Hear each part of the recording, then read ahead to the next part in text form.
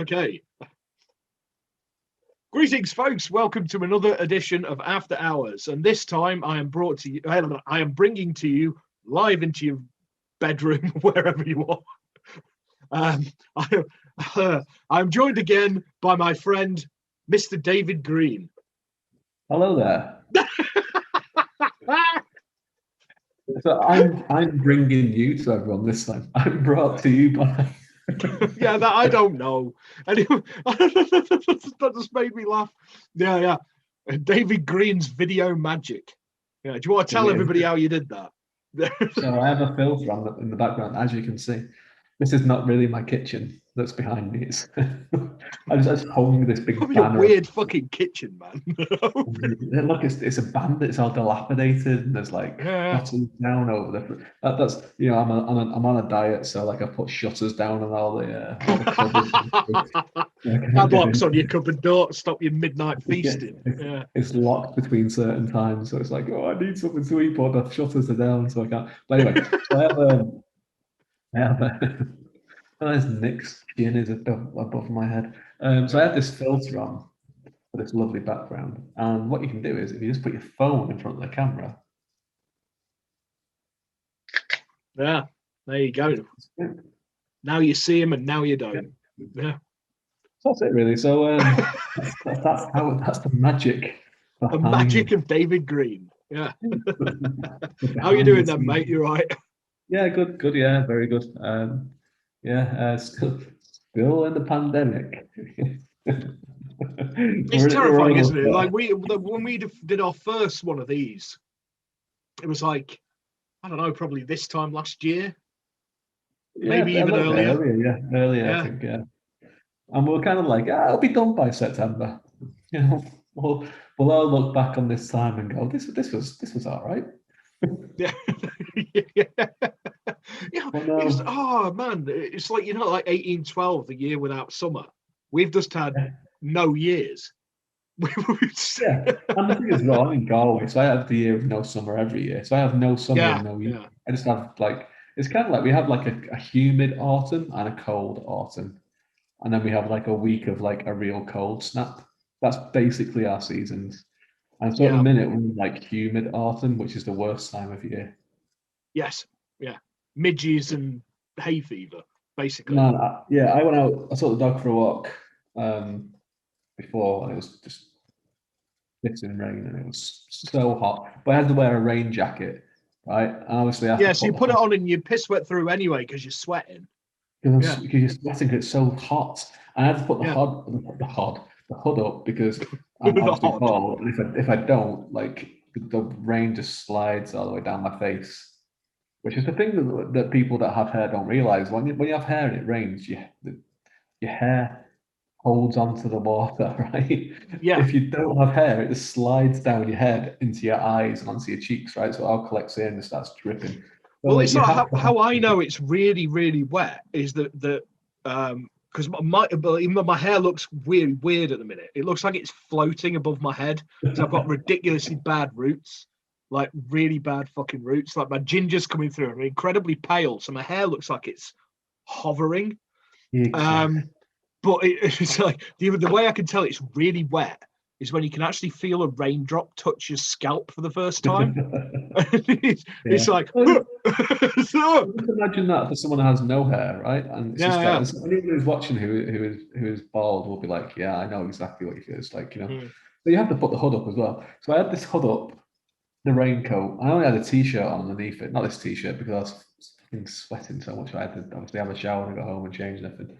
I had a shower before I went out for the walk, so I had like this walk made. So I was just soaked for like 2 hours basically from rainwater or shower water. Too much information, maybe, but I don't care. It's there now. So like I had this right, and it was so humid that my beard was like this when I got home. I get that.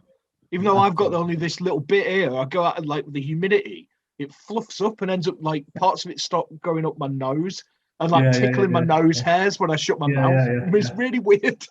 Yeah, and the moustache is like trying to reach up for my eyebrows and shit. Man. Yeah, and especially when you have to wear a mask, right? So you put the mask on. Oh man, and you get sweaty nose syndrome. Sticking out, right? But then the rest of it around the mask is like this. And it's like it's kind of like eating the mask. It's like you know when you see like an abandoned ruin, my face. Oh, and you got all the weeds coming out the side of it, like yeah. Like my face is an abandoned ruin, and nature is kind of like reclaim it. But the mask in the center is just like kind of like trying to force it all back, but around it, it's just going like. I've often wondered, it was like them big old Highland guys with the fucking big rose bush beards. How the hell have they got on with the masks, man? I have wondered. They probably just pull the hair over like this. Yeah. To be fair, I don't think they really have to bother like up there that much. To be honest, probably not. No, probably not. No. Probably not. Sort of like, I mean, they socially distance all the time, right? I mean, it's like. Yeah, that's right. Except with the sheep. And right now, 2 of my cousins are going over Galway to kick your head in. They can try. I'd be welcome for the company, to be honest. That reminds me, did you, I don't know if you were in, don't know why it reminded me. Oh, actually I do, but like, were you in Manchester at the time there was that case? There was a guy arrested. It was the train that went from Macclesfield through to Manchester, and it was around about Stockport, Marple sort of area, and the train stopped because like some kind of fault, and there was a guy in a field shagging a goat. Yeah. Do you remember? That was my dad. Yeah. It was like, I don't know. It's just like, oh man, can you imagine? And so everyone's like taking pictures out there. Fucking think of me. No, I got caught. What a chances every single night I do this. I thought you were going to say the pusher. Were you in Manchester when the pusher was about? Oh God, yeah. Well, put on your happy face, mate. Yeah, of course. Yeah, definitely. Yeah, I think we actually talked about that. Yeah. Well, no, because I mean, my that novelette was about that. About the pusher case. And the thing is, there's been like a bunch of them around the world, like lacrosse and all these other places. Copycat pushers. Yeah. Well, no, because I mean, the lacrosse drownings were first. The happy face killings, they were. Yeah. They were first. I like to put a little bit of Manchester into everything that I do, even if it's. Yeah, me too. I mean, I don't think you can. If you're from if you've been there any length of time, it seeps in. Yeah, exactly. Like, I mean, you've read. I don't know if you finished it yet, but you've read bits of In Solitude's Shadow, and like obviously there's the drug. No, I have finished it. Like you said, I just need to write me review because I'm lazy. There's a drug that people call the spice, and obviously, like that's what people in Manchester call drugs is spice. Yeah, bit of spice. Yeah.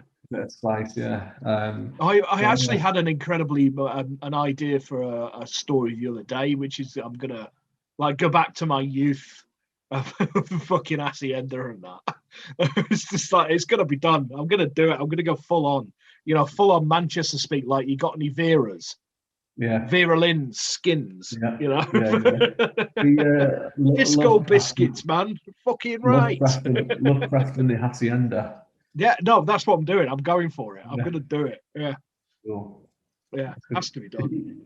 You have to have Sean Ryder and Bez involved at some point. Oh, I'm gonna have a version of yes. Oh yeah. Yeah. Sure The lead.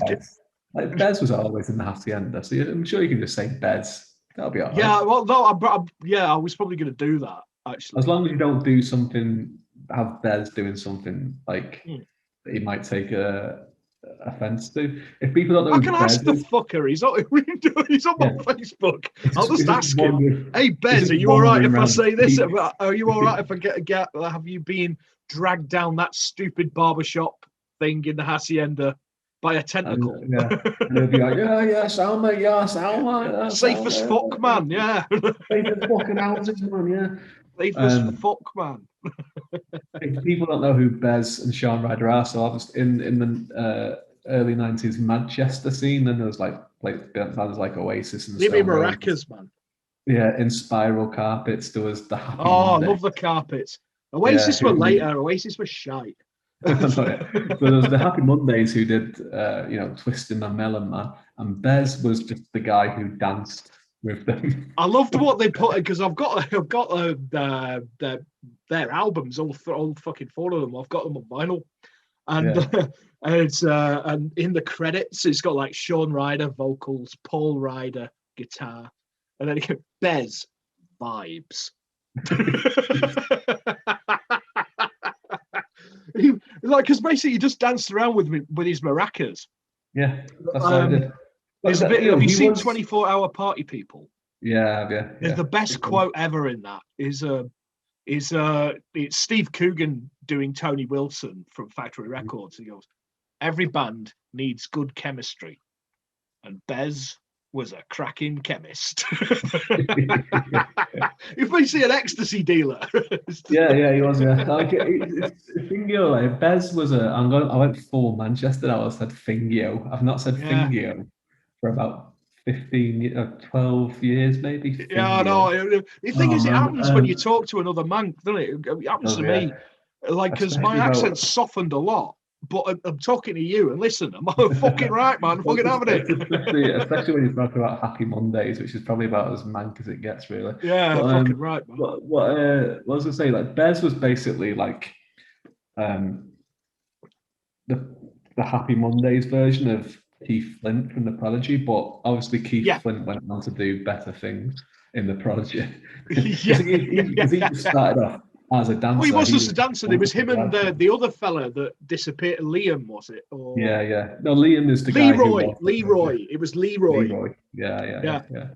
Like Keith Flint. Like I remember, like the first time I saw the Proj come on the TV, and he had his long hair down here, long blonde hair. And he's dancing like a twat. He was. I mean, like the Prodigy, even when like Keith Flint started singing a lot of the songs, like all the music was done by Liam Hewitt. Liam Howlett. Yeah, Howlett. Yeah. Still one of the best gigs I've ever been to was. Brilliant. Yeah, brilliant. Was Prodigy Glastonbury '94. Their set there. Oh man, that was going just after Music for the Jilted Generation. Yeah, and then I saw them every time after that I could. But I mean, that was the first time I'd seen them, and they were they were great. I saw them around Firestarter era. I saw them on that tour. I actually saw them up in Manchester when they did the Fat of the Land. Yeah, I think I saw the Land album. Well, I was probably at the same. Again, we were probably where we would have been if it was on that tour. We'd have been at the same gig. Yeah. Yeah, it's another one of the thousands of other people. Yeah, well, it's another one of the many things where we were at the same place at the same time. Yeah, I know. It's bizarre, isn't it? It really is bizarre. Yeah. It's that whole small world thing. It's how rumors of how people are the same people start, I guess, because we're in the yeah. At least we're here and we're talking, and you can see. Yeah. What does Thomas Waite call us? The Emperor Green D's. He says that we're both aspects of somebody with multiple personality disorders, imagination, doesn't he? Yeah. I think we're just aspects of Chris Hewitt's mind. I think that's what it is. Yeah, I think it's Chris Hewitt's fault, all of it. Yeah, I think. Yeah. And somewhere else, there's another personality that just talks about monorails. Yeah.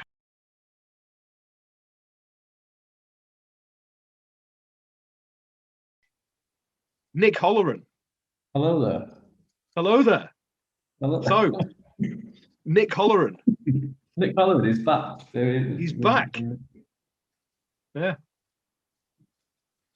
It's really hard to judge this thing. It's like, where do you point? It's like, how do you, because it's all reversed. Oh, yeah. Yeah. Right. There we go.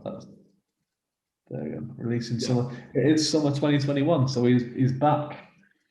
He's alive and kicking. He's with a vengeance. With a vengeance, with all new expanded first book and a sequel on the same day. Yeah, I'm looking forward to that. When am I getting my signed copies, by the way? A few days after I get them. You still not got them yet? I had that the other week. Like, so when am I getting mine? So I've not got them yet. See, what I try and do is I try and get all the ducks in a row. So it's kind of like by the time that this is out, people who are watching it, they'll probably be in the post by that point. I'm expecting them like literally tomorrow or the day after. But I try and get all my ducks in a row. So I try and get it all done. So as soon I have like everything here, I've got like literally behind this computer, I have like the jiffy bags, the pen, and the addresses ready to go. Like it's just going to be straight to the post office, post them, get them out. Like, because I want people to read it. You know, like I'm really like happy with the extended version, which you know. Yeah, I'm really looking forward to reading that. Because I was a fan of because I read the original release, and I was like, yeah, and I would just like. Yeah, see what's changed. Give me more. Yeah. Well, you know, you could go and download it right now for free and check it out. I have done. Oh, you have done. It's on my Kindle. I just haven't got around to reading it. Check it out.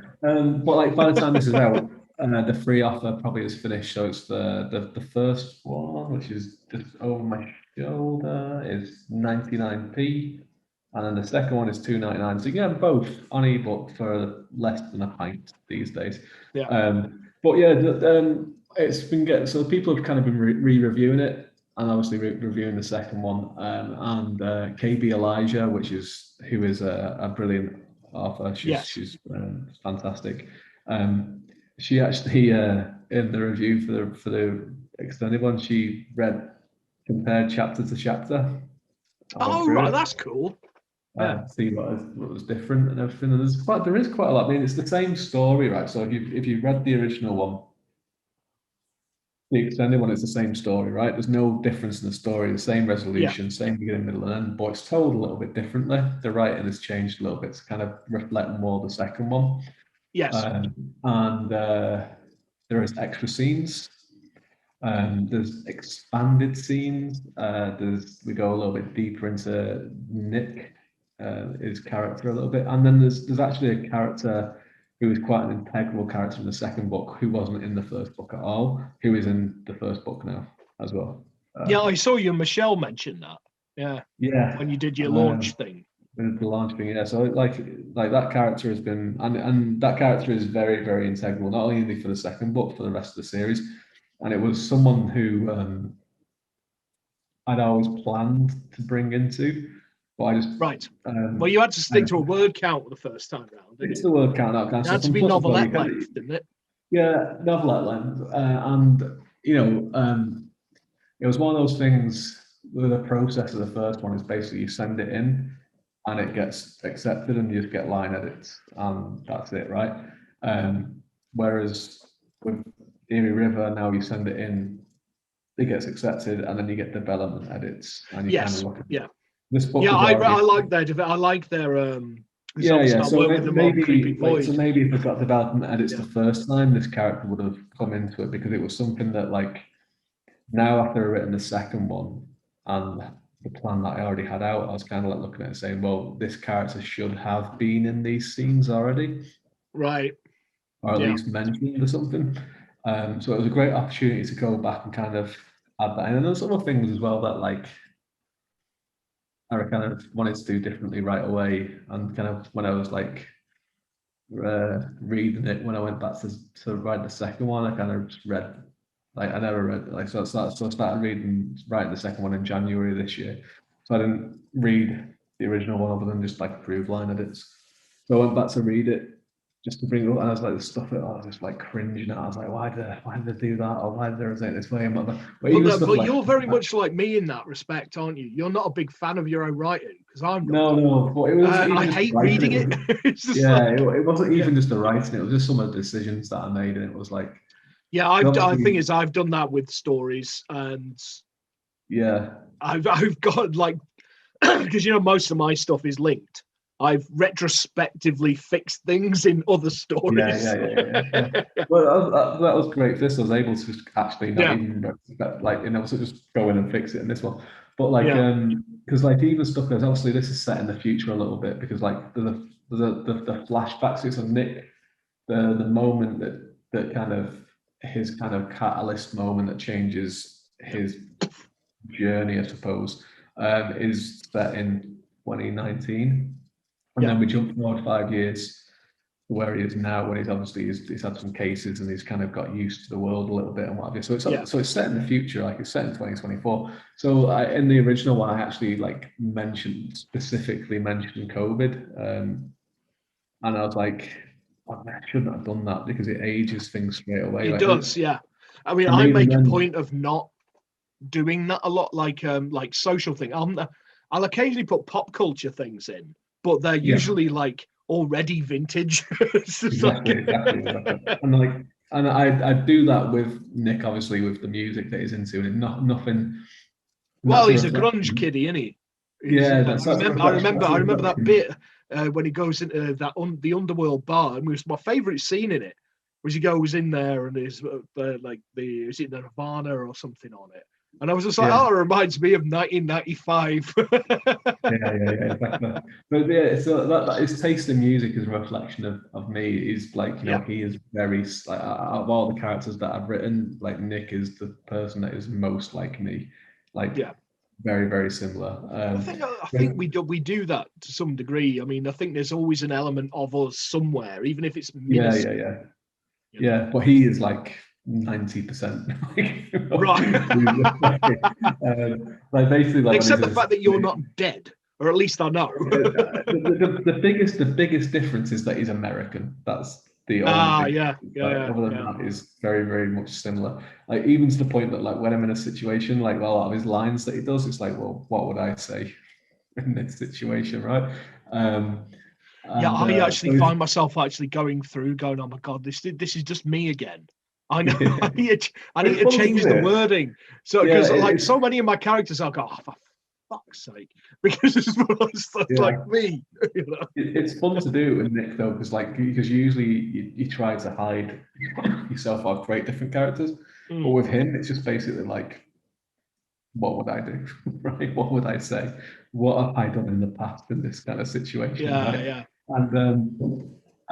So his taste in music is very much like mine, so that helps, because like a lot of mine, like the most, I was talking to someone one time and about music, and they're like, you know, what's the most recent thing that you got into? And it's like, the Fleet Foxes are my most recent band. But then I realized that the first album came out in like 2008.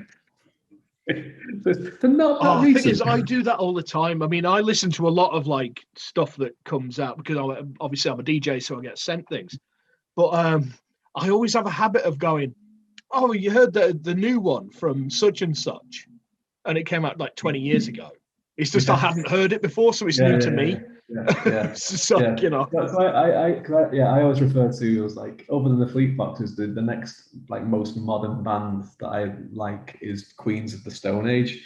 First album came out in the year 1997. Yeah, I was gonna say I bought it because I bought it, and I wasn't a big fan of it because I bought it on the back of the band that they were before, which was Caius. I mean, their Blues for a Red Sun album was immensely cool, but it was totally different. I mean, it was stoner rock, and then they brought out that Rated R, and I hated that Feel Good hit for the summer. I fucking hated that song because every time I went down the club, nicotine value, Vagadine, another one, nicotine, alcohol, and all these fucking 10-year-olds dancing around to it like this, and I'm just like, oh, that's not what I wanted, damn it. I wanted more fuzzed up fucking riffs that sounded like Charles Manson would be listening to it. You know what I mean? Well, you know, Charles Manson liked the Beatles, so he did. Helter Skelter. Yeah. That's what's playing, and that scene that you were talking about. It is.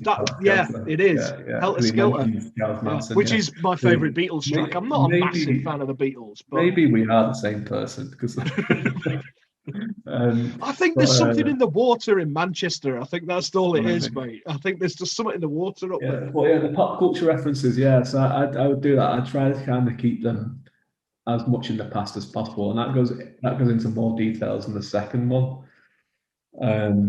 Even with the chapter titles are all pop culture references, but they're kind of pop culture references from a long time ago. So I kind of regretted like mentioning COVID specifically, because it was kind of like, well, people will not. Obviously, you can look in the front of a book and see when it was published, but people will always look instantly at it. They'll know when it was real. Yeah. In 2020, and like, I mean, Stephen King has a habit of doing that. Yeah, he has a habit of putting things in his books that nail it to the year. It's not just a ballpark. It's like nailed to the year. It's like, I don't know whether that's to its benefit or detriment. I honestly don't know. It's kind of like the Dark Tower books, when he came back and started writing them, and he referenced Harry Potter in them. Yes. Kind of that actually irritated me. That actually irritated me. Well, it's kind of like that again. It kind of again nails, because obviously Harry Potter is still popular, but that was when it was at its zenith, I think. Yeah, no, it was. It was around the time of like I can kind of see when people do it, but it was just something that I kind of regret. And there's a few things like that. Well, it irritated me because the Dark Tower thing up until then, it felt kind of timeless. Yeah, it had that sort of Robert E. Howard vibe. It had that kind of timelessness to it. And especially because it ties together all the other work as well, so you want it to be timeless. Because it's the whole, it's Nyarlathotep, isn't it? It's Randall Flagg, which is an avatar of Lovecraft. Yeah, like there's characters from there's a lot of needful things in it, and there's characters from all. Well, it's this whole Derry, Maine. Basically, his version of Lovecraft country. Yeah, it ties it all together. So you want it to be timeless, because obviously he has stories that he's written, like Harry's referenced in it. That was written in the 70s, and then it's got obviously things that haven't been written since he finished, but he finished writing them in the mid 2000s. So books that he'd written at that point were referenced in it too. Yeah. So you don't want something that kind of nails it to be. I mean, even the Dark Tower itself, like. The Gunslinger was written in the 70s. Yeah, it was. Yeah, right? Yeah. So you want to, which I still have to say is, I have to say, like I class myself as a big, basically a bit of an anorak when it comes to Lovecraftian fiction and things like that. I've got to say, for me, it's one of the best uses of Nyarlathotep. Yeah. That having him as the Dark Man, that. Basically casting him in the Lee Van Cleef role. Yeah. If it was For Good, the Bad, and the Ugly, he'd be the guy with the black hat and the. Yeah. Well, that didn't work. But I've never read the original version of the Gunslinger. Have you not? It's really good. Yeah. Yeah, I read the updated version. Yeah, I preferred the original. I did. Yeah. It's the same with The Stand. I much preferred the original version of it. That fucking remix that he did was just. Yeah, because I mean, it's forward for the Gunslinger. He says that he updated it to kind of reflect more of what came after. Because obviously with Stephen King, he doesn't genuinely write with a plan. He just writes things. So no, he's a pantser, isn't he? Pretty much. Yeah. When he's writing a series that became as complex as the Dark Tower. I can imagine, and because there was such a gap between some of the books as well, I can imagine that the original version of the Gunslinger was. Oh yeah, isn't there something like about at least like 10, 15 years or something somewhere, isn't there? Yeah, after it's the one with Blaine, the train. Yeah. Is it the third one or the fourth one? And I think it's the fourth one. Yeah, so they're on the train, and like he's basically like, if you fail this, don't solve this quiz, then I'm going to crash the train and you're all dead, basically. And then it's a cliffhanger ending, and then he didn't write anymore. Then he got hit by the truck, and he had all that kind of thing. And then he came back to write the Dark Tower. He was like, I need to finish this. And then he put all that into it. Obviously, he becomes a character in the Dark Tower. Yeah. Which is like, I think that's actually pretty cool. I know a lot of people. No, I do. But I kind of liked how he was like, he's writing this story, and the dark forces tried to stop him from writing it and all this kind of stuff, and everything. Like it's well, it's obviously. I mean, I know you're a fan of it. the same way I am, one of my favorite video games, Alan Wake. Yeah. Now, Alan Wake, I saw as that. Alan Wake is basically a video game based on that character, that Stephen King character. Yeah, definitely. Yeah, you know? Yeah, definitely. Yeah. But so I don't know where we've got onto from Nick Holleran from there, but we did. Again, it's after hours. It's what happens, isn't it? Harry Potter, Nick Holleran, Harry Potter, Stephen King, Alan Wake. It's kind of usually how it works with us, isn't it? We talk about something relevant, then just books in general, then video games. It just always happens. I always forget when I'm talking to Michelle. Like I did it again. Oh no, they always makes me laugh because you've mentioned it a couple of times on the videos now. She glazes over, and you can see it, but it isn't the fact that she doesn't like them. It's the fact that she can't play them because she's I always do it. Too busy, you know. Yeah, they're such a touchstone to me. Yeah, same. I mean, yeah. For our sort of stuff. I mean, I was playing them since I was a kid. Like, you know, same with you. Same like a lot of people our age. So they're all big reference points to me and a big point of inspiration. But every time, anytime someone asks a question like that and it goes there, I could just see. You can see her eyes literally glaze. She does that. Yeah.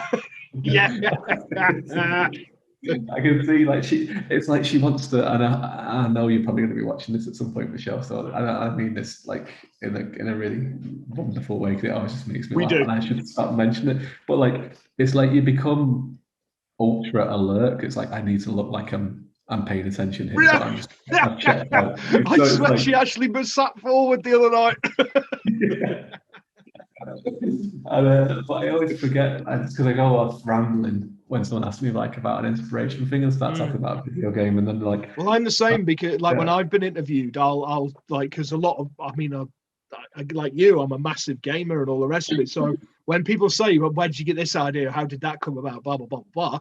It's going to happen at some point or other. I'm going to say, did you ever play this video game? And they're going to look at me like I've dropped off the moon. It's the same with Holleran. Like, there is a lot of people that kind of draw similarities with Dresden, which is fine.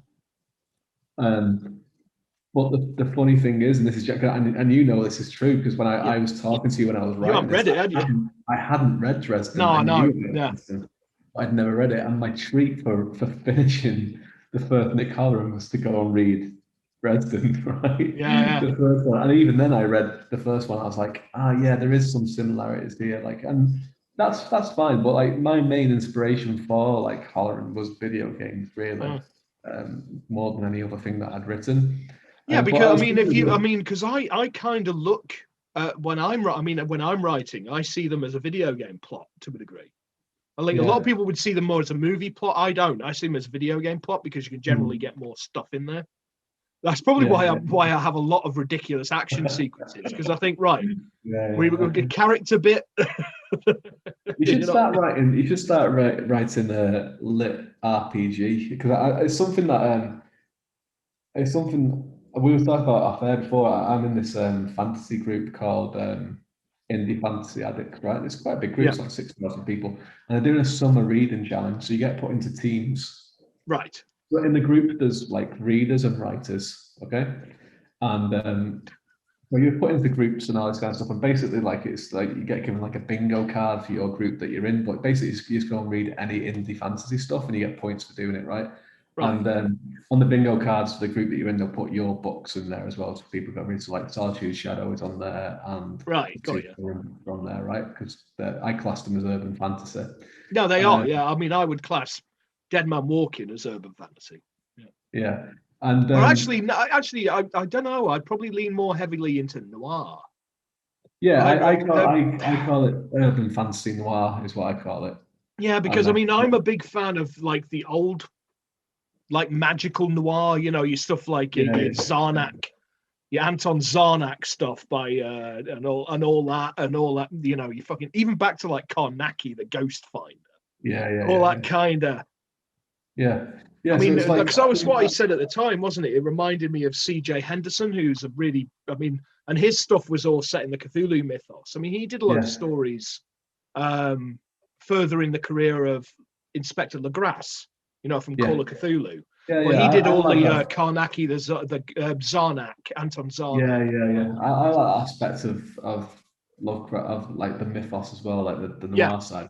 But yeah, this is like, I'd call it urban fantasy noir, and it has like horror and paranormal aspects as well. But yeah, I've got, so anyway, like they're in this group. But so I'm working my way through like a lot, because I thought to myself, well, I'll read the authors that are in my team first and get all them done, because like just to support the team or what have you. Yeah, of course. There's a few people in there that write lit RPG genre of fantasy, which is like, I never really kind of read any of it before. It's basically it's basically role playing. It's just words. I have no idea. Right.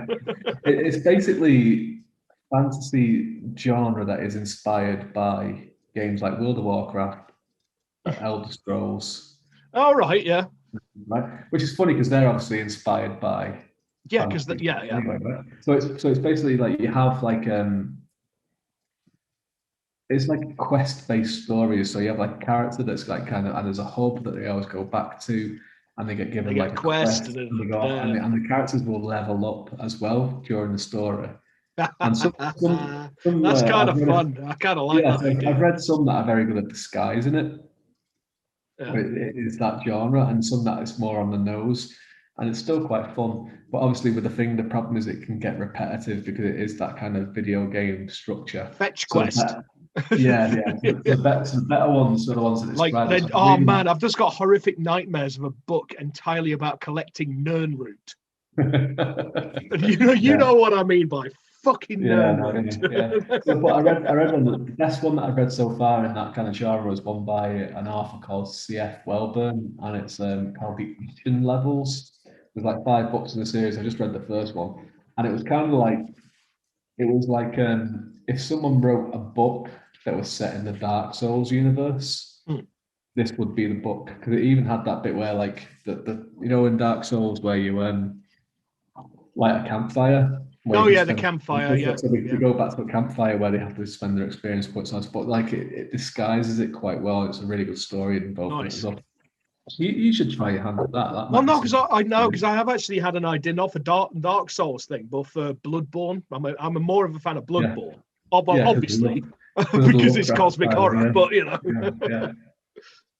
that was a game I wasn't expecting to like, because I'm one of these gamers that, as I get older, I get more impatient, and I can't be asked to just keep retrying something that's ridiculously hard and I'm never going to get through. But it wasn't. Even though everyone was going, oh, it's fucking ridiculously hard. Actually, for me, it wasn't. I found some of the other stuff, like Assassin's Creed, some of them games really pissed me off, because it was like instant fail fucking jumping puzzles. You know what I mean? Yeah. That gets on my tits. Whereas something that's like, okay, I died, but it was my fault. I can do. You know? Yeah, like my life is instant failure. So like, I don't want to do that in video games. Exactly. It's the video game equivalent of isn't it? It's just like, wasted all of your time and you've got to do it again. It's like, that's fantastic. With an unskippable cutscene.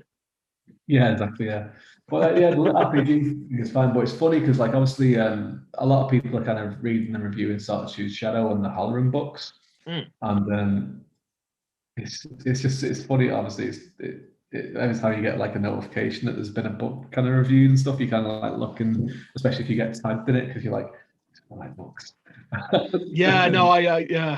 can. But it's funny because like you're getting like this mix of like, so the group is a mix of readers and writers. So you get a lot of the readers that are just like, and thankfully they've all been good reviews so far.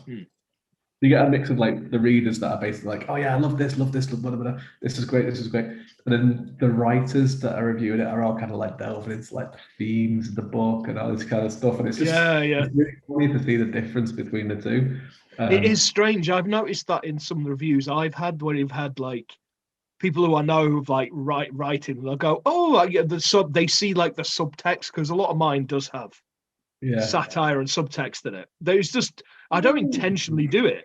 Yeah, exactly. Yeah. But you know what I mean? It's just like there is usually some kind, it's usually taking the piss out of something somewhere.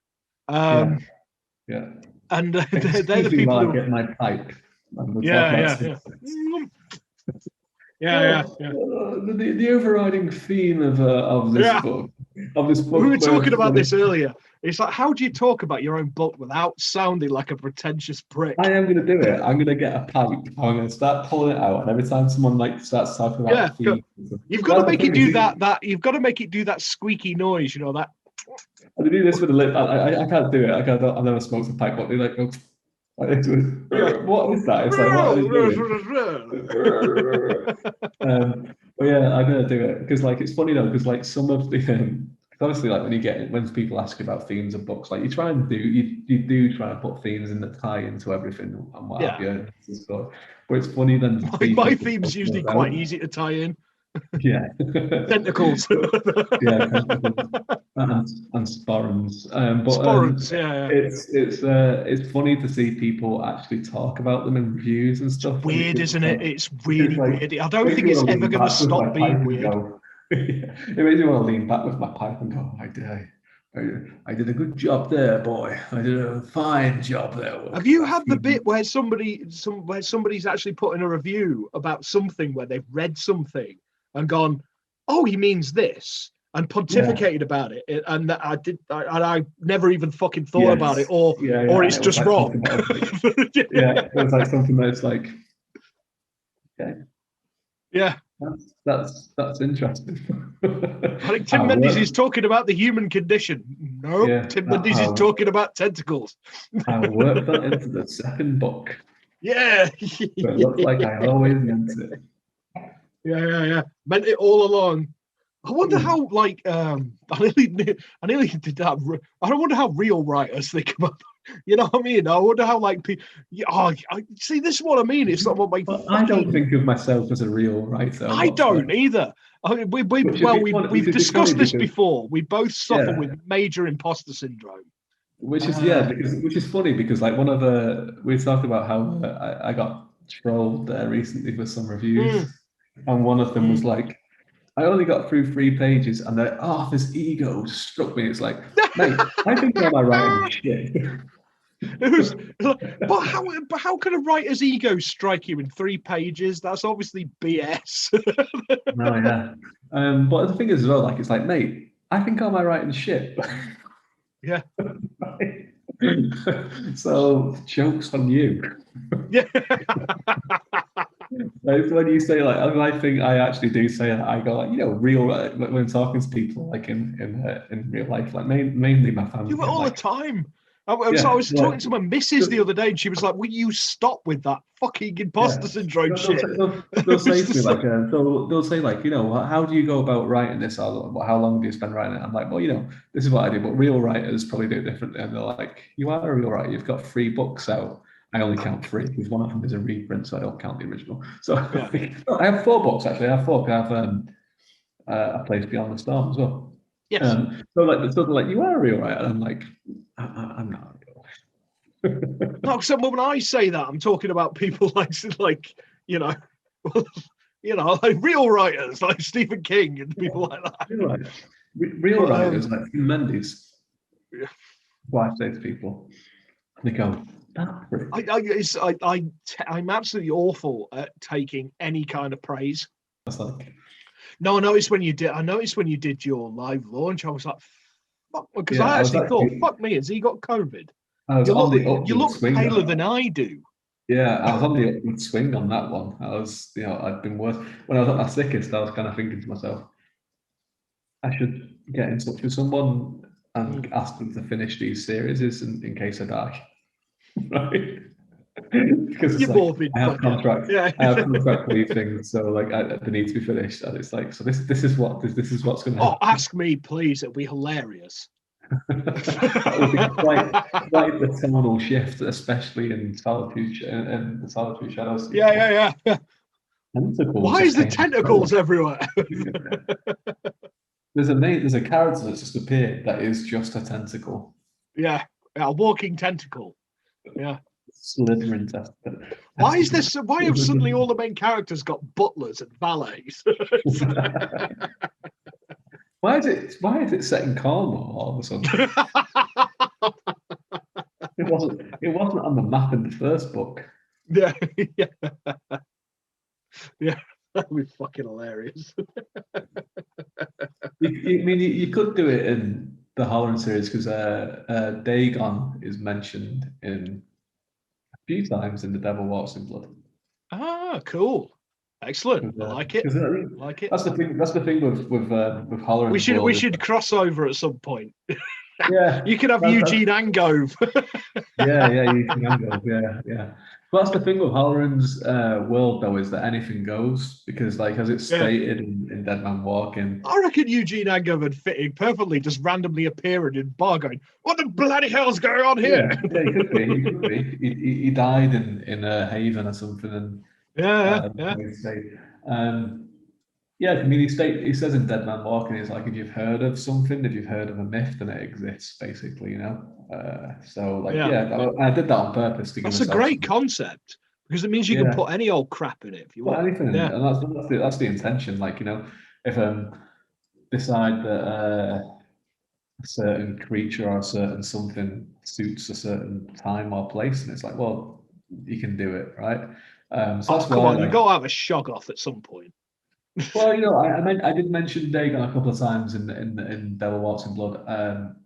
One of them is just like kind of an offhand comment from one character, but then another one is a lot more kind of to the point, where there is room to expand upon it in future installments. So Do it for me. Do it. yeah, it could happen. I mean, like, you know, that's the thing. Like, he is a PI, and Yeah. like, you know, there is that. I do like that aspect of it, and it's funny. Like, the Holleran series is like, I was thinking about it for something else that I was doing. But obviously, I have Empire of Ruin, which is fantasy, dark fantasy. Yeah. And then I have the Santa Monica Man that's going to be out within the next year, which is just like straight up kind of noir. You know, it's not. Yeah. Well, I thought that, did you end up putting that back? Like the Yeah, release we date on delayed that? a little bit Yeah. just because, like, I mean, I had a lot of stuff coming out this year, and it was like, Yeah, but you and me no, like, both, mate. I get I yeah, do honestly think. I mean, because like we discussed previously about how paranoid we are in general. How much do you think people are sick of you right now? Because I'm so much. convinced people are So sick of me yeah, right so now. much. I mean, I'm sick of myself, and I think so many people will be sick of me at this stage. Um, Yeah, I had two novellas out in the space of a fucking month. It's just like, Yeah, well, I had a fucking Solitude Shadow on the yeah, 4th of June, then these two yeah, books on the 3rd of July, and then in May I had A Place Beyond the Storm. yeah. So yeah, so like obviously we got this Path of War coming out at some point. So I was like, it was one of those things where it was like, let's just kind of put a bit of space in this. But also as well with the Santa Monica Man, it isn't speculative fiction. It's just it's a Well, no, because it's mystery. about it's based on the real. It's influenced by that real case, isn't it? That guy who Yeah, so washed up with. it's based on the Somerton Man. That's it, the Um, Somerton man. Yeah. yeah, or the Tam and Shud case. Only very, very loosely, like but it is that's where it kind of But genesis. inspired by, yeah. Yeah, and that's not something that's I've tried to hide from it either. It's like it's very Well, it's funny enough because one of my short stories, Mannequin Man, which is going to be in my collection, that was inspired by that as well. But oh, obviously, yeah. it went in a completely different. Yeah. Well, Yeah. you don't know. You've not read the Santa Monica Man. No one has, No, no. apart from people I who can imagine it. I can't imagine it went in the same route mine did. you never know. But no, like it's yeah, it's a 1940s set mystery thriller noir. That is there's a couple of Well, dream actually, the sequences. reason I ask is because I'm really looking forward to reading that because Yeah. I'm a big true crime reader anyway, and Right, I like yeah. them sort of cases set there. I mean, I love the Black Dahlia case. Yeah, me too. Have you Yeah, read me too. James Elroy's? Yeah, Uh, yeah. it's fucking Yeah, superb. I mean, I that love is all the noir to movies. me. Yeah, I love all the movies and stuff. And like, you know, I tried to do a few different things with the noir setting, but it definitely is still noir. Yeah, But that's the funny thing about Nick Holleran, it kind of sits in the middle of like the other things that I do. So I have like fantasy, and I have horror stuff that I do. I do a little bit of sci-fi. yeah. I have like Santa Monica Man. I mean, is it safe to say that that's basically your playground? Yeah, Because I mean, I thought this concept a while ago. It's like I have my things like my burning reflection and the boiling shadow, its follow up, which are very much my proper Lovecraftian. And then I have my things like spiffing, which are my playground. Yeah. It's true. Yeah, it would be. Yeah, because it's like where I can just do what the fuck I like. You know what I mean? Yeah, and it's not to say like I don't want to say that there's like not as much effort gone into it. No. That's not what I meant at all. What I meant is it's like because it gives you a freedom. Like I know you didn't mean that, but like I don't want to kind of try and get that across myself to say that like there's not any less effort in it, but it is easier to write Holleran than it is anything else because for a number of reasons. Because one, I've given that license to kind of do whatever it is that I can do. Yes. And because it has got that mesh of it, I mean, it is urban fantasy noir where it has horror elements, it has a little bit of sci-fi elements, it has this, and it can have all that kind of stuff in. And then because Holleran himself is so much like me, yeah, that it's. I'm having the same as thing long as with the rules make sense. Yeah. I mean, I'm having the same thing with my, like we mentioned him, the Eugene Angove stuff. Yeah. I created that guy for one thing, which was Your Adventure Awaits, right? Yeah. For Breaking Rules Europe. And then you said you could have two, so I did a sequel. I've since written a third novelette, which is going to be for something else. I'm working on a fourth. And I was just like, you know what? I'm just going to do a case book at some point. The case book of fucking. It's like I can see this guy coming because that's basically what I would be like if I was an adventurer. Yeah, exactly. A bungling bloody idiot, more concerned with his gin stocks than. Definitely. Definitely. It's fun to go back to, like, and that's the thing. So, like, when I see people that are like enjoy reading Holleran and they enjoy all that sort of stuff, like, I mean, I loved your original take on it. I'm really looking forward to reading it because I really liked it, and. I think, like I say, like I told you at the time, and I think I put it in my review, they did give me them Anton Zarnak, Inspector Legrasse, Karnaki the Ghost Finder vibes. Proper. What was it? Cold Chocolate Night Stalker was another one. Your proper 40s noir. Yeah. Like it's fun. Like it's good to see people enjoy. Because I have a lot of fun writing it, and this thing that we're doing with the. Indie Fantasy Addicts at the minute, the summer reading challenge, you get because obviously it was the extended version was free for the first weekend. Lots of people from that group picked it up, and then a lot of them have picked up the second one. Because we showed the first one, which is great. But I think the extended version is genuinely better than the original one, but I do think that the Devil Walks in Blood is better than the first. And a lot of people have read them back to back, and that has been what people have been saying in the reviews. Is like a lot of people are saying, yeah, there's a Dresden influence in the first one. It's good. Nick Holleran's a great character. It's a fun world and whatever. And when they come to the second one, they're kind of like, well, it's so much more deeper. But that's often the way. I mean, it's like it's like TV shows, isn't it? It's like your pilot. Yeah, Dead Man Walking is your pilot episode. If you think about it like that, that's your pilot. Yeah, exactly, and especially because like the way it was written the first time, because it was only just over 10,000 words, it literally was just like a pilot, and it's expanded now, but it's still that same framework. The second one, it because the thing is, though, I mean, even though you say you're saying that it was you would have done things differently. It was great for what it was and the story of it, the framework of it. You don't want to fuck about it with it too much. Oh yeah, because then it isn't. It becomes, what it was. Yeah, that was one of the things I was trying to be careful with because, like, I think people liked. It's why I'm wary about ever revisiting anything of mine because I mean, because I don't know, like for yourself, you look back at like the work you did a year ago or even 6 months ago, and the stuff you're doing right now. We're always progressing and it's always tighter, it's always better. But I think my really earlier stuff has a kind of anarchy to it, which I'll never be able to replicate. So I'm gonna be kind of loath to change any of it because I don't want to. Yeah.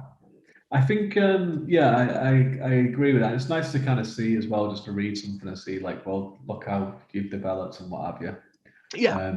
But I mean, if you look at, like, again, the real writers, you read something early on, you read like something like Carrie, and then you read something like Revival. It's like he's progressed a hell of a lot. See, I have a bit of a theory about some of that stuff as well, but obviously this is coming from more of a fantasy reader's point of view. You tend to get quite a lot of fantasy readers where the first book is the best, right? Because it's the one that's most heavily edited and the one that has most heavily development edits. And then when it's successful, the writer then has a bit of pushback to say, no, I'm not doing this. Well, that's why the books go from that size to fucking that size. yeah. And I guess the point where it's becoming so successful where it's kind of like they can just go. Well, like we've discussed before, my partner is a huge fantasy reader, and she was saying something very similar about one of the writers she was reading a while ago. It was like, yeah, the early stuff was great. It was like fucking concise to the point. And then it just became bloated, I think is probably the right word. Yeah.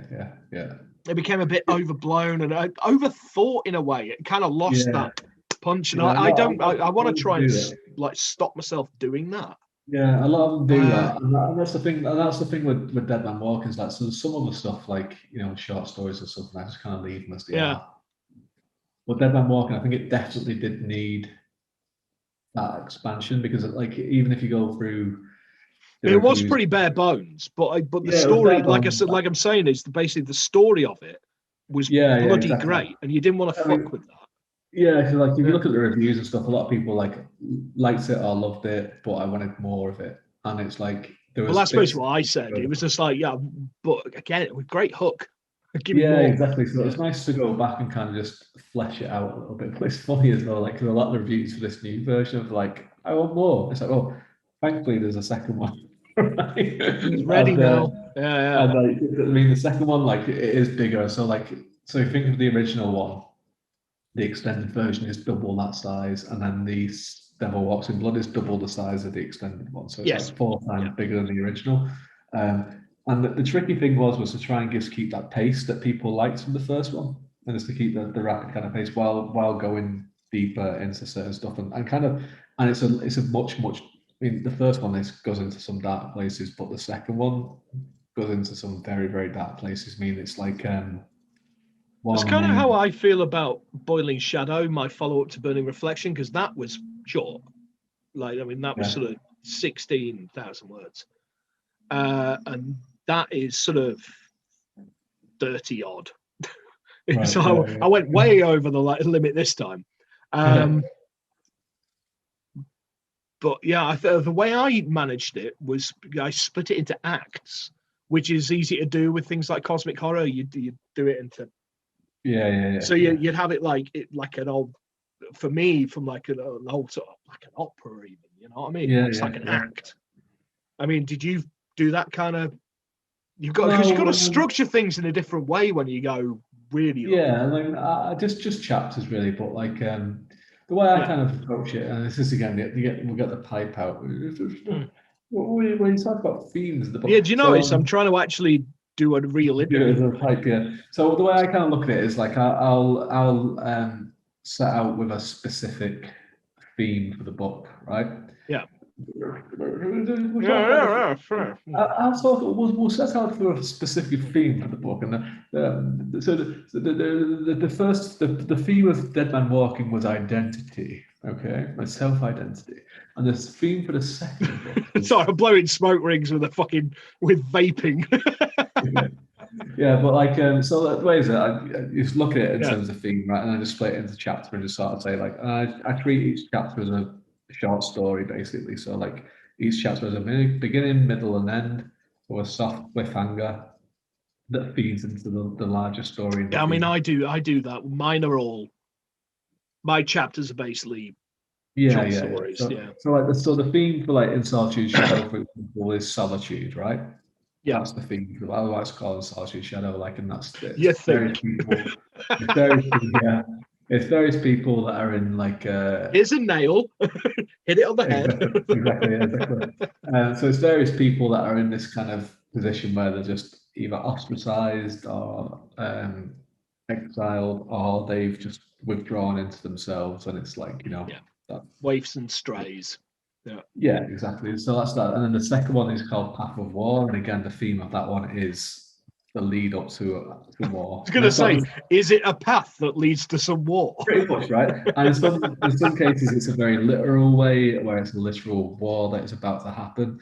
And in other ways, it's more of an inner conflict, and in some other ways, it's an outer conflict with just like between one or two people. But it worked for Tolkien, didn't it? The first one is about a fellowship that gets together about a ring. The second one is about two towers, and the third one is about a king returning. But which towers were they? No one really knows, right? Yeah, so that's it. So that's all. But so like, and obviously that's the title. With fantasy, you would kind of give it that kind of title. With the Holleran series, because it's fantasy noir, you can be a bit more oblique with it. So obviously, Dead Man Walking, Devil Walks the Blood aren't the themes of the book, but like the theme of the first one is that kind of self-identity, and it's like, the theme of the first book is like Nick is in this certain place where he thinks he's got everything figured out. Well, it's reinvention, isn't it? It's reinvented himself. He thinks he's got everything figured out, but really he's hiding from the truth. He's hiding from himself. Carpet gets yanked out from under him. Exactly. Yeah, he has to kind of face up to where he is in life. The second one, there's a continuation of that, but the second one then is very much about found family. That's the theme in the second one. Which doesn't sound very dark, but no, it don't. No, it really. As soon as you put, if you like, fuck me, you say family is a theme in something, of course it's going to be bloody dark. Nothing's darker than family, you know what I mean? Yeah, so like the theme is found family, so we go into aspects of why people have lost their original family. Not so much with Nick, but that is hinted at for future installments, but the catalyst of the story is Ghost in the Corner from the first book, who is is a character called Diana, who has no eyes. She's a ghost with no eyes. Yeah, you were talking. Yeah, this is what you were talking about the other night with Michelle, wasn't it? Yeah, so she's a black girl who Nick surmises was murdered in the 60s at some point. From like the way she talks, the things that she knows about, the way she's dressed and what have you. So when you talk about like, especially in America, black girls that were killed in the 60s, then it's going to go into a certain area. It's going to get dark. Yeah, and then obviously like the title "Devil Walks in Blood." So like you've got that kind of thing where it's like it has that kind of religious aspect, and it has. Yeah, well, I actually when I first saw you did that, I thought it's quite. But it was got biblical. Yeah, and that is a big thing in the second book. So it kind of comes into that. So it's because you were touching on that slightly in the extended version. I mean, because you were raised Catholic, weren't you? Yeah. Oh, I see. Yeah. So does that creep into it? Yeah, the hypocrisy of it does. Yeah. The A-level guilt. Yeah. That's something, and it's something that Nick shares with me as well. Like he obviously refers to himself as an atheist. Yeah. In the first book, like before his experience and what have you.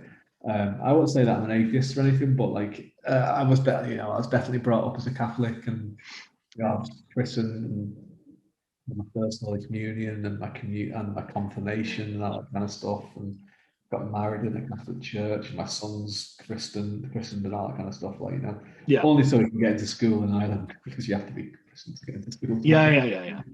But that definitely comes into it, especially the hypocrisy of certain Catholics that we've read about in the last decade or so. Yeah.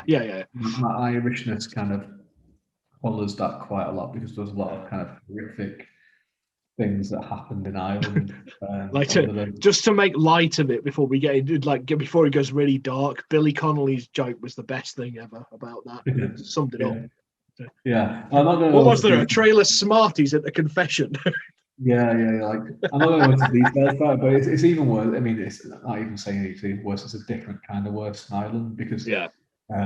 with Ireland when they had the kind of insurrection against the English and became their own country, they were a very poor country, so they had to go under the wing of the Catholic Church, and Of course, yeah. But yeah, I mean, they basically ruled the country, and no one could say anything about it. Priests were like little oh no, things. I mean, it was almost like bloody pogroms, wasn't it? It was, Yeah, and yeah, there's all these mother and baby houses where horrific things happened, which is still going on. so I've read quite a bit, quite a bit on that subject. Yeah, because Because obviously like I've said, I'm a true crime buff, so I've read a lot. yeah. So the reports for all that kind of stuff have been suppressed for years, and people, the families Yeah, that were trying to get them out, and the government are still trying to squash them because there's still people that are alive that are involved in it in high positions, and I mean it in the church as well. yeah, So it's kind of like that kind of thing does come into the Holleran series, like my own kind of like, I suppose, like Catholic guilt, I suppose, like, yeah. and I suppose like I'm also white and straight, so I have other guilt for being white and straight as well. And so does Nick, and yeah, the Catholic side of it as well does, and like the kind of like the shame that gets instilled in people that are Catholics. Like it's like you go to, and I'm sorry for anyone who is religious because I want to point out as well because it has been mentioned in a couple of reviews, especially in the second one, privately actually, where people got in touch with me about the religious aspects in it. I think it's fantastic when people believe in something and they Yeah. have faith in something. Like I actually wish that I had that same belief I'm the and faith. same. I'm absolutely the same. I mean, Yeah, I think if it gives you comfort and if it gives you you know what it's down to the whole whatever floats your boat, isn't it? If it gives yeah, you exactly yeah. comfort, then it can't be a bad thing. Exactly. If it gives you comfort and it gives you strength and it gives you Yeah, all this kind of stuff, then brilliant. I wish I had the same thing, right? I wish I had that same belief. But also, from my point of view, is that like there's been some horrific things have happened, especially in the Catholic Church, and that is definitely reflected in the second book. yeah. And I don't make any kind of bones about it. And it's something that is there, and that's why it's called "Devil Walks in Blood" as well. Like Yeah. I think the actual line that comes from, and I actually worked on the line because I had the title for the book before I even started working on the book. When I started writing the first book, I had to start. It took me ages to come up with the first one. It's kind of basic enough title. Lots of different things use it, but I had the second one when I was writing the first one, and the line is basically says that people like you are the reason why the devil walks in blood, right? Nice. It's people that are doing evil, horrible things that they say, well, the devil Yeah. made me do, right? And Yeah. it's Yeah. like, Yeah. Yeah. Yeah.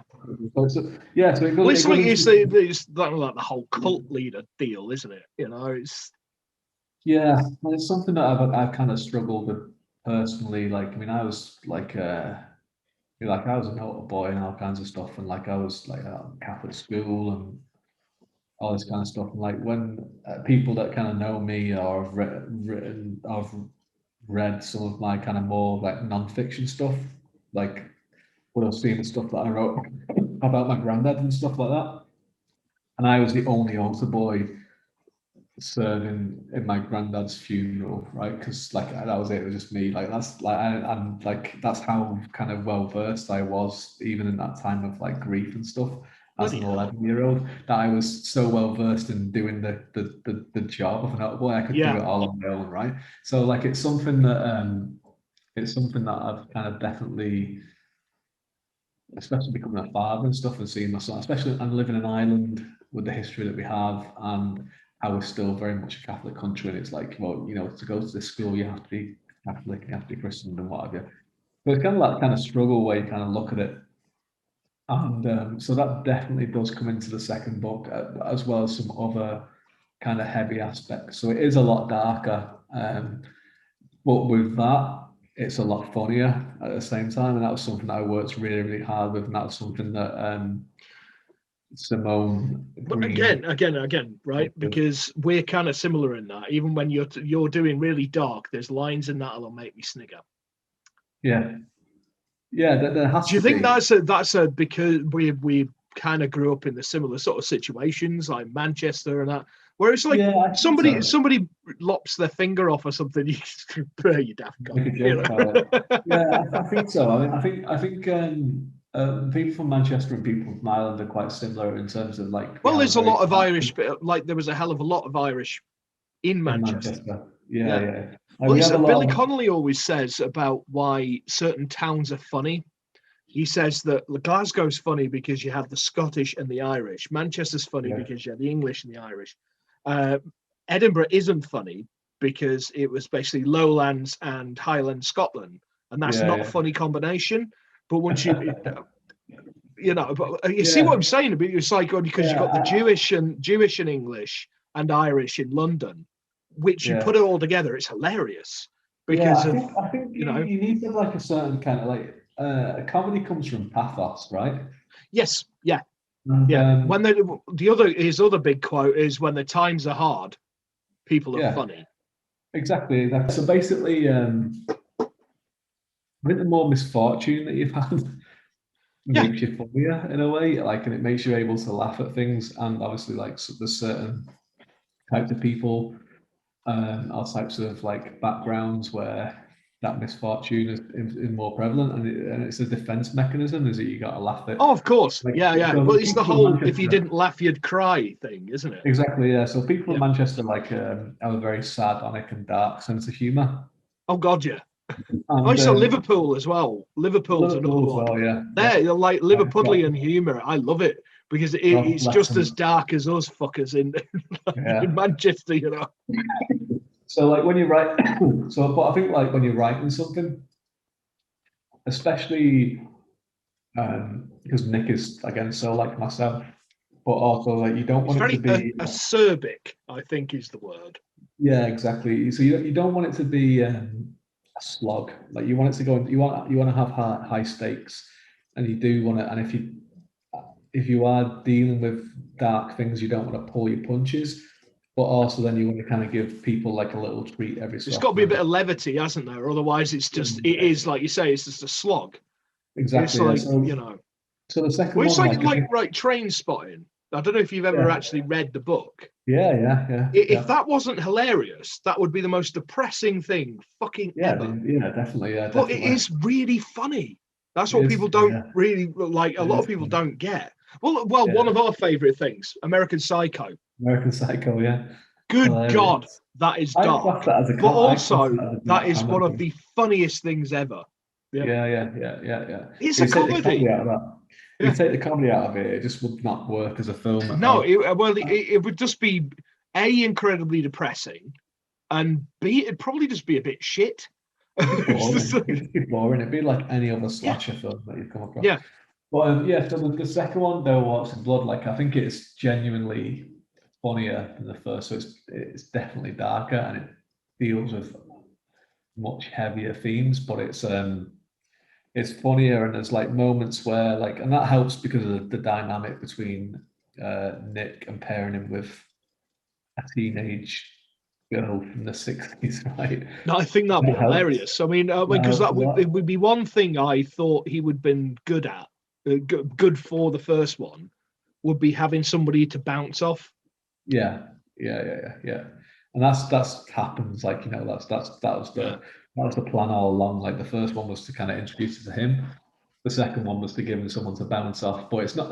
But more than just bounce off them, it was also just to kind of bring out a different facet of his character as well, and kind of open the world up a little bit. But yeah, it's funnier in that. Obviously, there's a date scene in the second one as well, which is Oh yeah, you kept mentioning this. I can't wait to read this. It's funny because like when the show read it and she was doing development edits, like one of her notes was like, genuinely I'm loving this scene, right? And then when I was kind of like, it'd been a while since I got the development edits, and it'd been a while since I'd written it. And I was kind of just reading through it because what I do is I just read it through again. And I was reading the date scene, and I was like, this is actually quite good. I was surprised. I was like, this is actually good. It's funny and it's like it's sharp and it's witty, and it veers back up into maybe not a good situation afterwards, but like that was one of the things where it's like it needs to have this kind of situation. And there's a couple of bits in in other chapter where there's like a little bit of farce as well, like Carry On style farce actually in a way, to get out of a certain situation and what have you. But it kind of just it needed that because it was something that I was kind of worried about. There's a couple of chapters in it specifically that are very, very kind of heavy, in terms of the content that's in them. And it's not like they're not specifically violent and they're not specifically horrific in terms of like what's being described, what you see, but what's being described, and it's intense and it's heavy and it's yeah. So yeah, so those little moments to laugh at are well needed, I think. The humor in things. It's like you're saying about things like the sort of a partial aspect. It's like if you've lived in like a personal like bad point in your life, there's always bits that do degenerate into a farce. Yeah, it always happens. So I mean, why stop it? It's just like it's like when you walk out of a pub, right, and there's two people fighting. At some point, it's going to degenerate into a farce. Like one of them will try and slap the other one with a kebab and fall on their backside, or you know what I mean? It's just, and that's the way I kind of look at the world, and I get that you do the same sort of thing as well. Yeah. You have to, like, I mean, like. I couldn't be serious all the time. I couldn't do it. Exactly. I probably couldn't be serious. I was about to say pretty much the exact same thing. I was going to say that you don't want to be around someone that takes themselves too seriously all the time. Oh, mate, no. God. And that's the great thing about Nick is that he's in serious situations sometimes, but he's the first person to kind of like poke fun at himself as well. Yeah. You got to laugh, haven't you? You know. Yeah, like, and he refers to himself as a schmuck at times and what have you, like, you know. It's funny. Well, the thing I can't. Do you know what I hate? Is actual heroes. I can't read it. I hate it. And it's like I can't read them kind of like gung ho, like look at me, I'm amazing, I am the epitome of goodness and right and everything in the world, unless they're taking the piss out of themselves. Because it's just, to me, it's incredibly boring. I mean, there's someone there to take the piss out of them. Yes, yeah. Well, that's the only reason. It's like Captain America, right? That character, I hated it in the comic books. I fucking hate him. I can't be doing with that character. But in the films, it works because you had like Falcon and other people basically going, "You're just a dick," you know. Yeah. So it worked for me, but I really didn't want to watch them because I hate the character Captain America. I hate it. I hate that kind of. And you hate Americans too, don't you? No. I'll be fucked if I did. My fucking missus' mum's American. She's from Alabama. I won't go into our private conversations right now. No. Trying to get me in trouble here. Yeah. No, but you know, it's not just that. It's like you get it like in every trope. You get these like immaculate, squeaky clean heroes, and there's nothing faker to me. There's no such thing, you know. Yeah, it's because like everybody has flaws. You know? Yeah, definitely. Everyone has flaws, and that's why you like people a lot of the time. Yeah, exactly. I mean, that's why all my characters are sort of social inadequate drunks or you know, bungling idiots. You know, it's just, to me, it's reality. And that's why I liked Holleran. I mean, to me, he felt real. He felt like the sort of guy I could walk into a pub and see at the end of the bar, trying to look mean and basically just being a bit of a douche. You know what I mean? Yeah, I was talking to Nick Holleran on her channel, and like I said about how like Nick is a bit of a schmuck and whatever, and she was like laughing. And then I said afterwards, like a few minutes after, I was like, well, you know, he's basically me. And she was like, didn't you just call him a schmuck before? I was like, yeah, I'm a schmuck.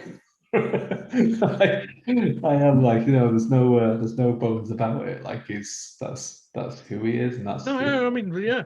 I mean, I'm a complete pillock. I fully admit it. Well, yeah, no, it's good. But yeah, I hope people do enjoy the second one, because it was quite. Obviously, it was supposed to be out in March, and it got cancelled and what have you. And a few people obviously pre-ordered But it wasn't it. ready back then, was it? It wasn't.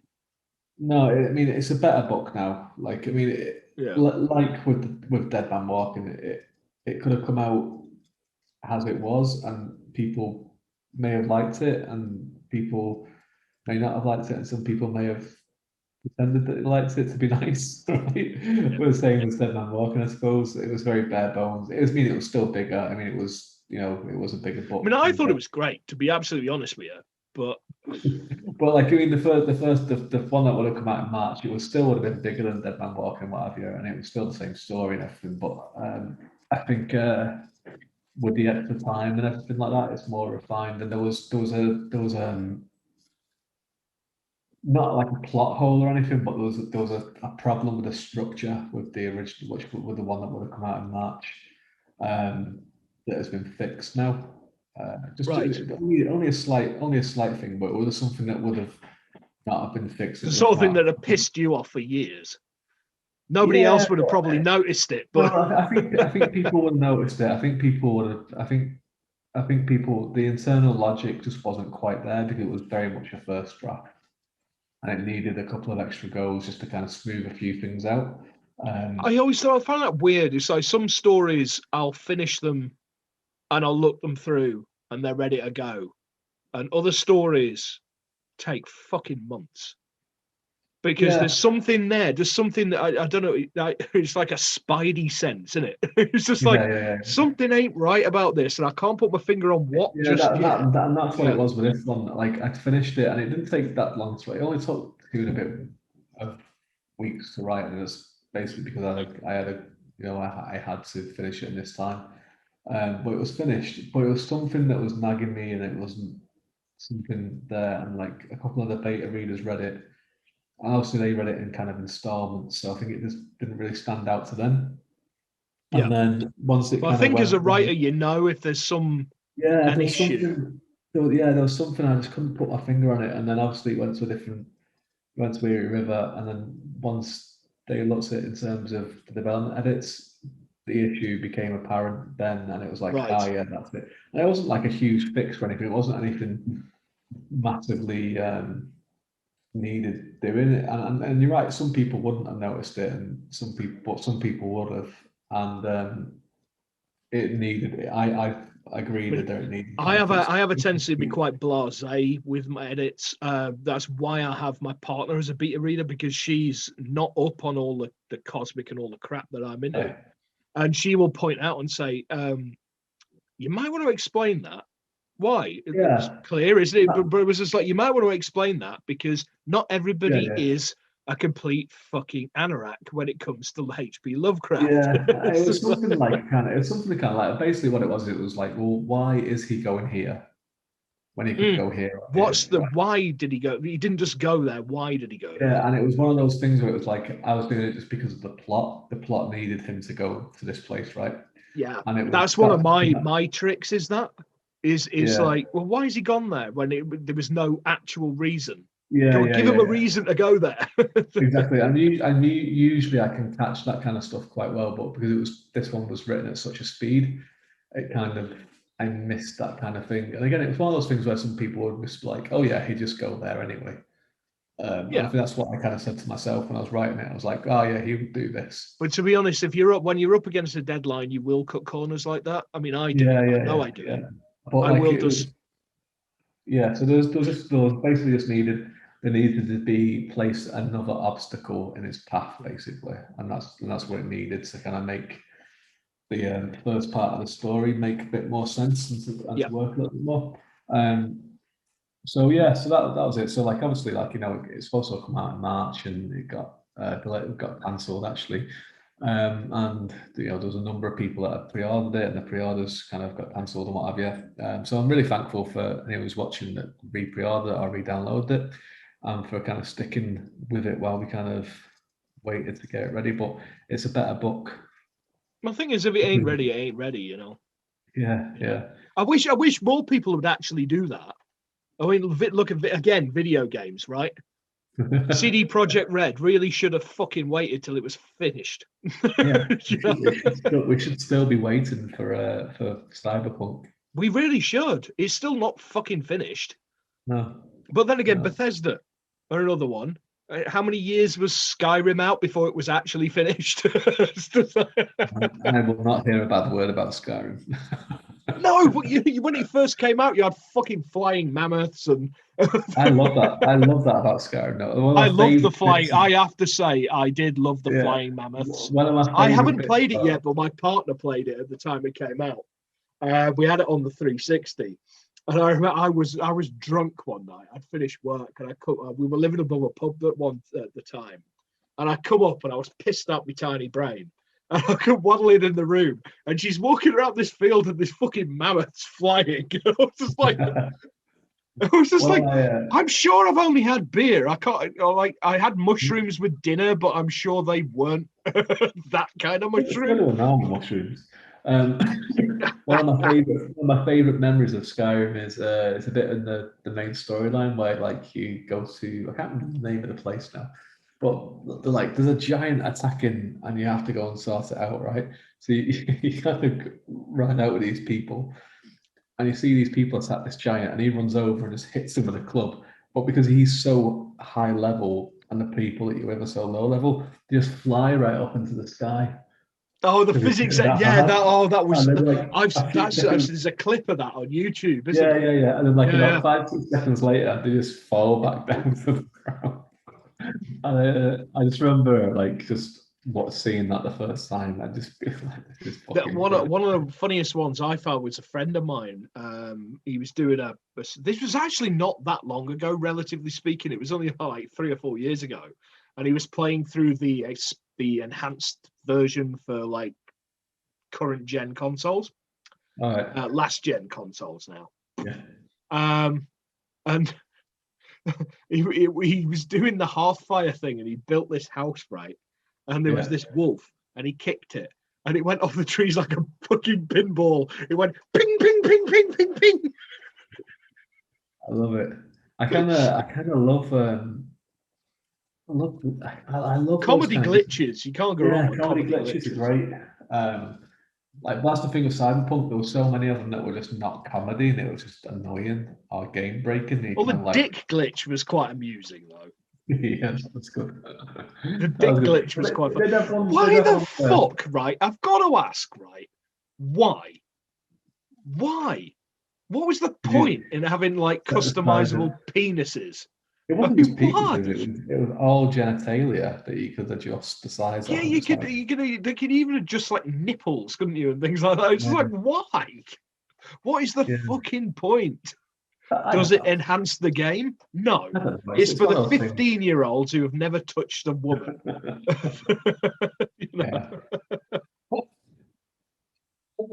Yeah. Cool. I remember when I was playing that one, and I didn't really get that many glitches at the start, other than like a few like just basic ones. And then they did one of the patches for it to update it, and I turned it on, and I literally got plagued by glitches and like really annoying ones like. Well, there was a lot of game breakers, wasn't there? I think that's. Like graphical glitches and funny glitches like flying mammoths and ping pong wolves. They're funny, you can just walk away and carry on the game. But game breakers, Yeah, like I had when they did the update, which is supposed to have fixed a lot of stuff, I got one whereas anytime that I set a foot outside, like I got a 5-star wanted level, and just police just came out of nowhere after. And it was like I just couldn't do anything because I was just getting chased by police all the time. And but also at the same time, the police cars would just fall out of the sky. I'd be like, I walk outside and all these police cars would just drop out of the sky into the ground, like, and just crashing sort of things, and these Oh, that's police are hilarious. outside shooting at me and everything. I'd be like, well, this is unplayable now. Thank you very much for the update. It was basically okay before, but not anymore. I've not played it since then. That was the last time I played it. I know it was No, well, that happened to a lot of people. They just basically went, you know what? Yeah. Well, I don't get it, because I mean, I remember when Witcher 3 came out, and Witcher 2, but they were fine. They played fine. It's like I don't understand why game developers will rush, because basically it's all about the publisher, isn't it? The publisher goes, it needs to be out, it needs to be out, it needs to be out. But they ain't ready. Shareholders. That's what it is. It's shareholders. Shareholders. Yeah. And the thing is, the CD. This is way off base now. But the thing is, the CD Project Red is that the executives that work there are also the shareholders. Right. That's the problem. They were like, yeah, that is a problem. We need this game out this fiscal year because we want to pay ourselves some money, right? Yeah. That's basically it. That's the problem. That's why I mean, obviously I'm a huge fan of id software. I have been since fucking Wolfenstein 3D came out. Massive fan, and I just love their ethos. It's like, you're going to have to fucking wait. Nintendo are the same as well, aren't they? Like, this kind of like, yeah, it's done when it's done. Yeah, you'll get it when it's ready.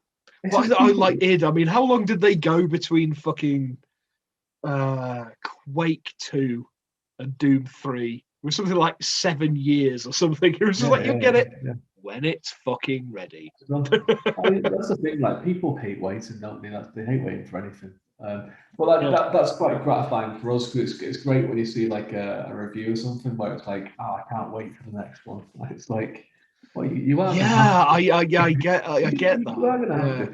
But like, that's what people are like. They're just kind of, and it's video games is a weird one, because again,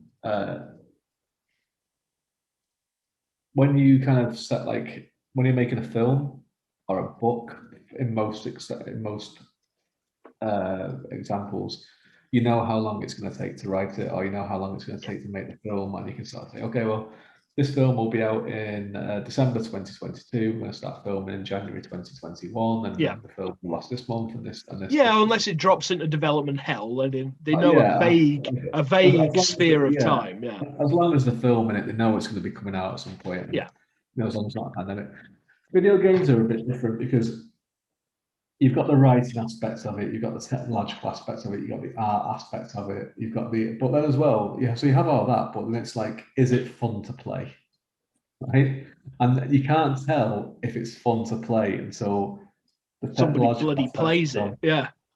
Yeah, and the game is basically there. They've built the game, because they build it in pieces. So they'll have one team working on how someone walks. They'll have one team working. Oh yeah, well, one of my best friends. I worked with him like years ago. He was my old.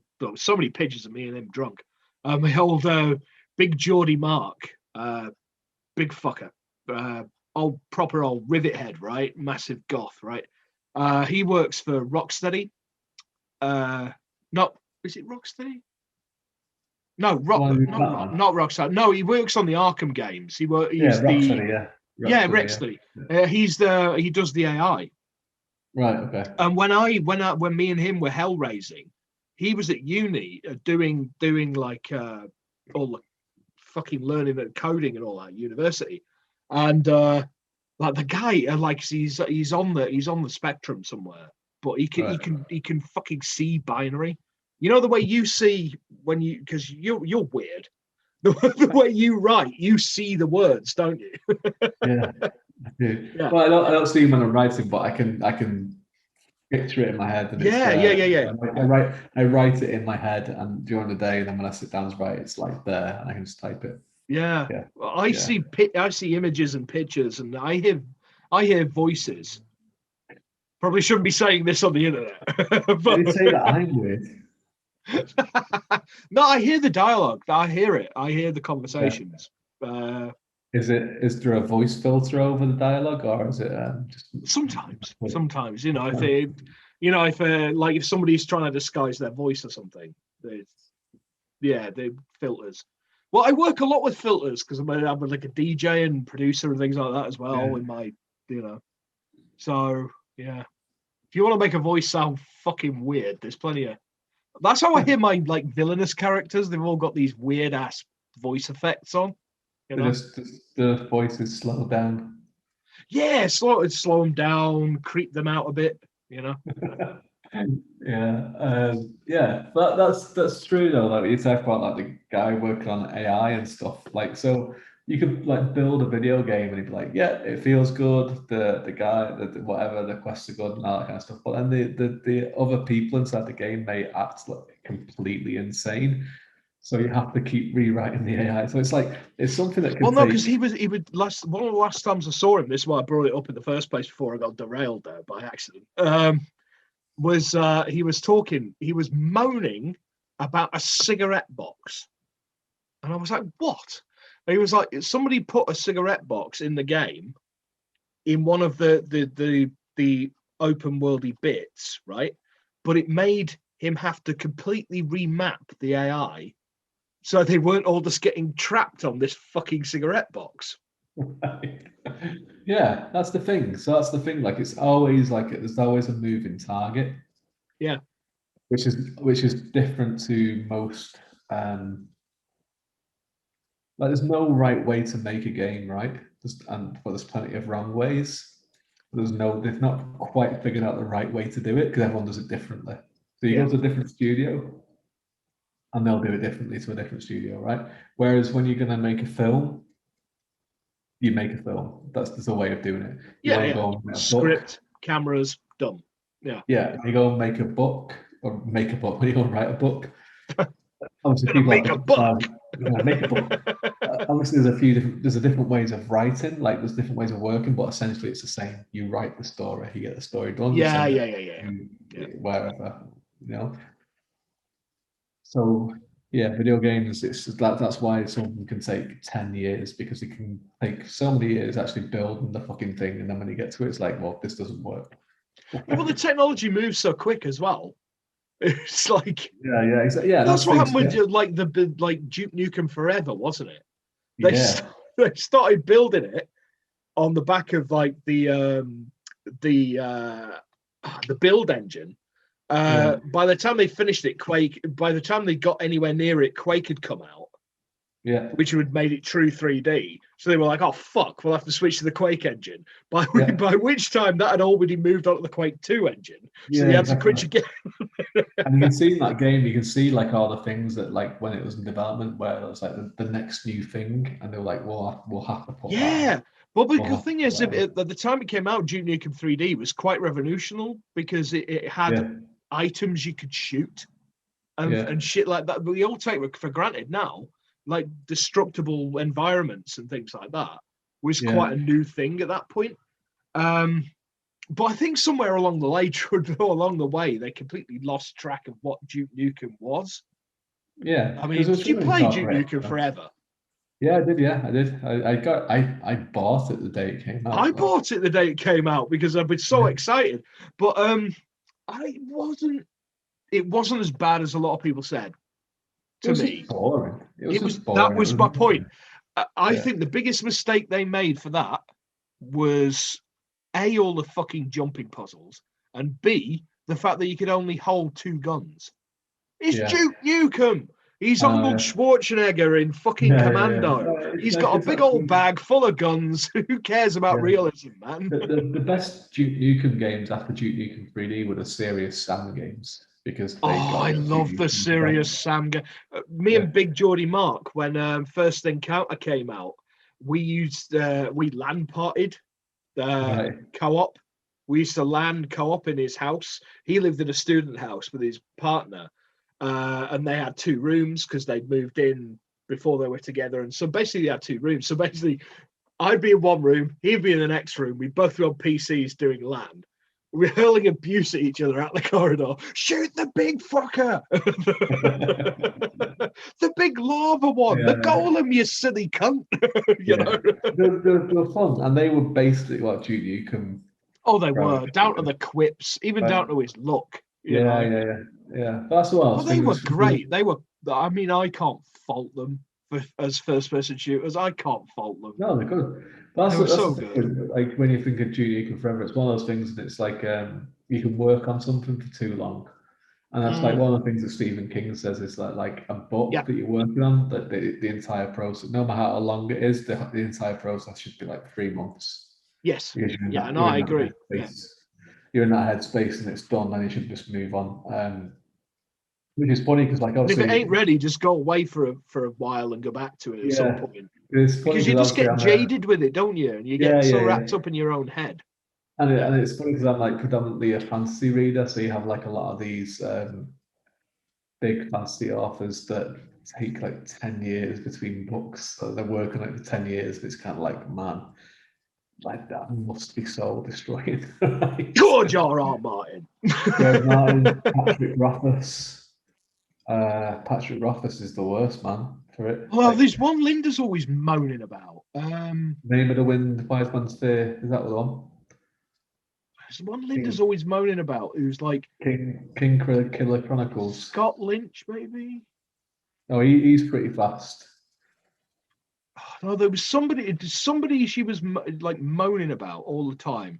It was just like, yeah, great books, like did like 2 books and then just fucked off.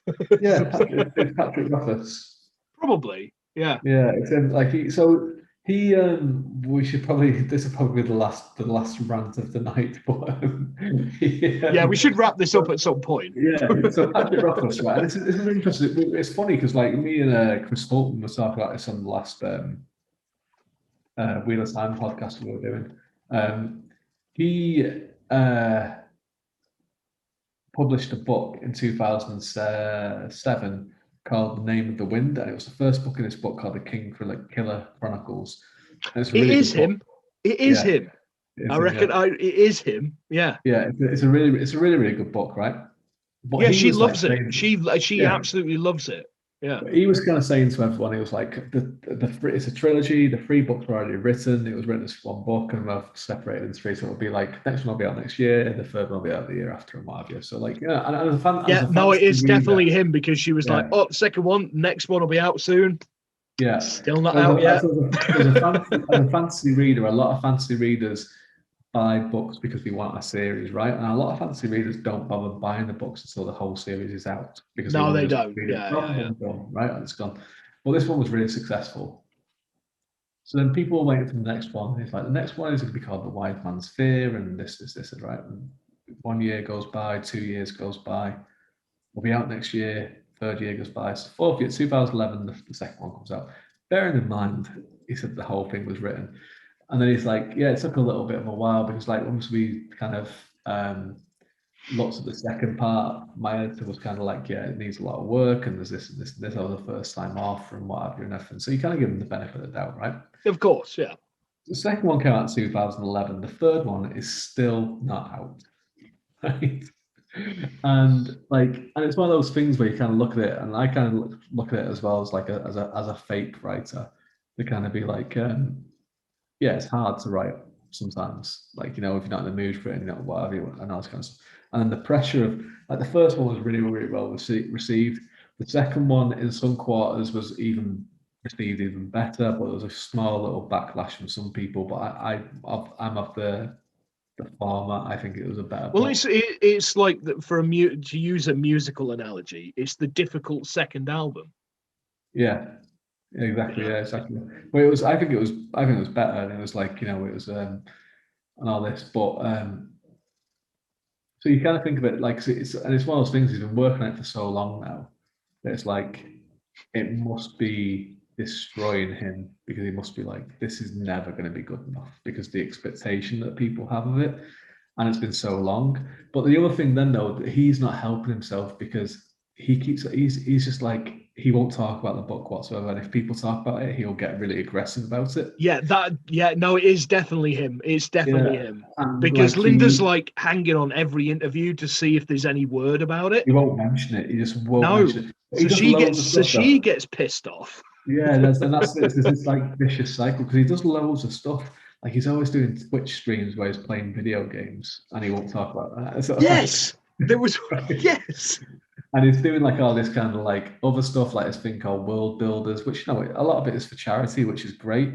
But then it's like, and he's kind of like when people saying, and he also occasionally will go on a rant about people saying like asking about book 3, and he'll be like, how dare they ask me? And it's like, and then you get some people that support him and say they don't owe you Patrick Rothfuss owes you nothing, and it's like, well, no, actually, some people have bought the first 2 books because they want to read the third one, right?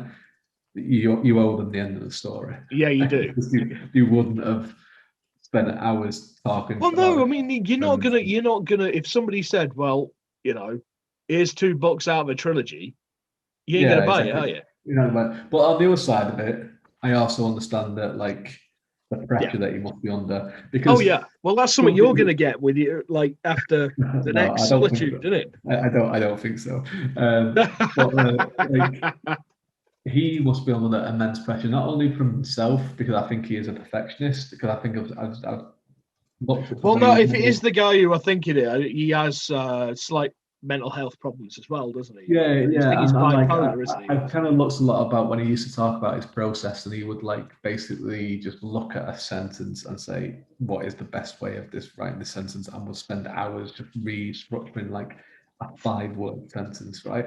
Yeah, there's a lot of writers like that, and I just write the fucking thing and figure it out later. The pressure he's put under himself must be immense. So I get that, and also it doesn't help where like there's been a couple of mini scandals with his editor, because it's obviously he's with Tor, I think it is, and his editor. So Tor.com have like good ties with Dragon Mount, which is like a Wheel of Time website, because Wheel of Time was like the first big series with Tor basically, and the guy who runs that is called Pat. Obviously, the person who writes the Name of the Wind is called Pat. And when they were making covers for the 3rd book, and the person who runs Dragamount is often used as like a sound base. I think that's the term. I can't remember if that's the term. Right? Yeah. But like they can't say, what does this cover look like for this book, or read this chapter and what have you. A sounding block. Yeah. Sounding block. Yeah. So he got an email from like someone from Patrick Rothfuss's team saying, here's a mock cover for book 3, what do you think? And he was like, yeah, it looks good, like this, don't like this looks great, what have you, send it back. And then the person replied and was like, and this was like 4 years ago, and they were like, any chance I can ask you how the draft is going? But even they're nervous of asking him how the draft is going. And then the penny dropped and he was like, oh, this is not meant to be me. It's meant to be Patrick Rothfuss, right? So he got permission to kind of talk about it. He got permission to kind of talk about it and say like the book is happening and all this kind of stuff. There's that one thing. But then during the pandemic last year, Patrick Rothfuss's editor did this big, I can't remember if it was a blog or a Facebook post, but it was basically just went on, didn't name any names, but started going on about how like companies like they're like companies like Tor, people think we've got loads of money and this and this, but really no, they don't. How their business is based is that they have 2 or 3 or 4 big authors that will sell millions. And because they operate the same as record labels. You'll have your prop up bands, like if Use Factory, Manchester, right? You had the Mendees, New Order, and James, right? They were the prop up bands. Yeah. Then underneath them, you had all the other stuff that they wanted to put out. But exactly. Yeah.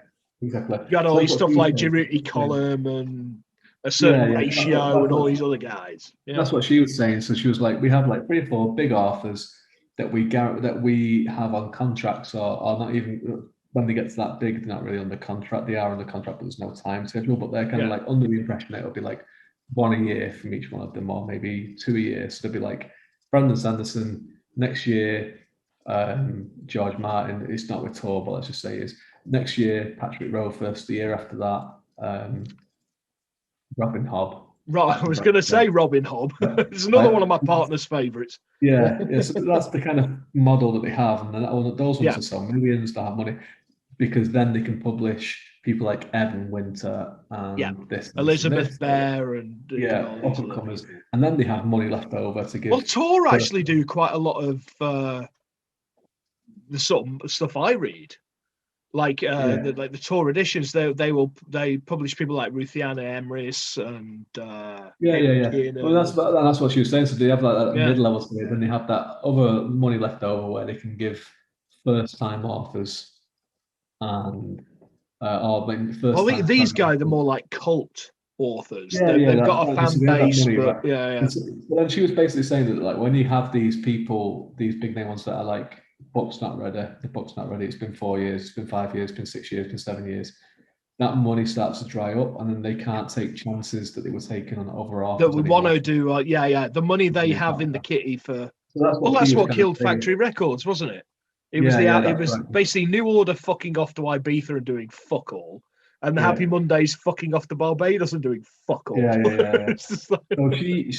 But this was Patrick Rothfuss's actual editor that came out with this, right? And she didn't name any names, but people were like, she's talking about Patrick Rothfuss and George Martin, right? And she was basically saying, especially now in the pandemic, where like it's tougher, we rely on these people, and if people are saying it's been 10 years between a book, then it's like it's not acceptable, basically. And so this whole swirling of like stuff around him just must be just so crippling to him. Maelstrom of shade. Yes, I understand. I understand completely the people that are reading it and the editors. Frustrating because it's been 10 years. Right? But I also must see his point of view. Oh, of course. I mean, of course. He must hate working on that book at the moment. He must do. He's going to have lost all fun at least 9 years ago. And the thing is with him as well, like, well, because I don't know if you've felt that with the books you've worked on the longest, what are the ones you're really not a fan of, or the story, because the ones that are problem children, you must have problem children, I mean Devil Walks in Blood was kind of was because of all the stuff that was kind of going on around it, I suppose, but I think it's probably the book that I think is my best, maybe. But I don't know if Solitude Shadow is, but no, not really, not so much. Like I kind of, but I'm not really one of those people that kind of reflect too long on the thing that I just made. I do it and then I just move on, and then move on to the next. Yeah, I do to a degree, but I'm one of those. I'm basically I'm a belligerent fucker. That if I feel like somebody's telling me to do something, I will hate it. If I feel like I'm kind of obligated for anything, it just kills the joy out of it for me. I understand what you mean. Like, I mean, I'm under like contract for like obviously Empire of Ruin. There's 3 books. Holleran, there's 5 books. But that's different. You're working with somebody like Michelle River. I love River. Michelle's amazing. Well, that's what I mean. I mean, it's totally different than if you were doing that with like somebody else, and it was kind of like a needle. It helps that I do like the stories, those books that I'm writing, and I may not be gone on my own writing on him or anything, but I like the kind of worlds and the characters and everything, so it's nice to kind of write them. Where if it was like, there's a couple of things at the minute that I'm kind of like obligated to do, where I've kind of said like, I'll do it, that I'm not I shouldn't have said yes to, basically. And I just did, and it is kind of one of those things. We both did, didn't we? To a lot of stuff all at the same time. It's like, yes. Oh, shite. Yeah, there's a kind of lot of stuff where I'm kind of like inventing new ways to procrastinate just to avoid doing them, which makes me feel really guilty because I'm kind of like, I have to do these. Well, I don't like. We've talked about this before, but I don't like saying no to people. Because I just don't. I don't like letting people down, even though I'm not. But you know what I mean? I know exactly what you mean. I'm exactly the same way. I hate saying no. So if somebody asks me, "Do you want to do this?" Yeah, we fine, and I'll look at it like 2 days later and go, "Yeah, I wish I was great at saying no to people." But I can kind of look at something like, "Why did I say yes to this? Like, this is just not." I've not even got the time to do this. Why did I say it? But yeah, sometimes you have to bite the bullet and just get the thing done. I have done that a couple of times recently, but so have you. I think the same things. There's a couple of things where I was kind of like, you know what? I never sent this off anywhere, and I have it. Let me just tidy this up and just add something to it, and this will do just fine. It'll be fine. Yeah. Yeah, but I wasn't very probably proud. My motto. It'll be fine. It'll be fine. It's done. It'll be fine. Not good enough. If it's not good enough, then it's not my problem. They can just reject it, and that'll be fine. Yeah. As well. Yeah. Exactly. But, yeah. That's the life. Eh? Right. On that note, we should fucking wrap this up. Callum has got some heavy editing work. We've been going for hours. Mason. Right. So, you lovely people at home, if you want to get hold of these funky books that Mr. Green if you're still watching after like 6 hours of us talking bollocks, that'll be viewauthor.at/David_Green. That's viewauthor.at/David_Green. That'll take you straight to his Amazon page. I can't help it when you get bits of cardboard like that. It's like being a kid, isn't it? When you get something long in your hands, you just can't help yourself, eh? No, very. If you want to check out his website, that is davidgreenwriter.com. I really need to work on the website at some point. I beg your pardon? You what? I really need to work on that website at some point. All right. Yes. Oh, I know. Yeah, I just. Well, I get pissed off because it was like I went to update it the other week, and I started doing something, but it all gone wonky, and I couldn't fix it. And yeah.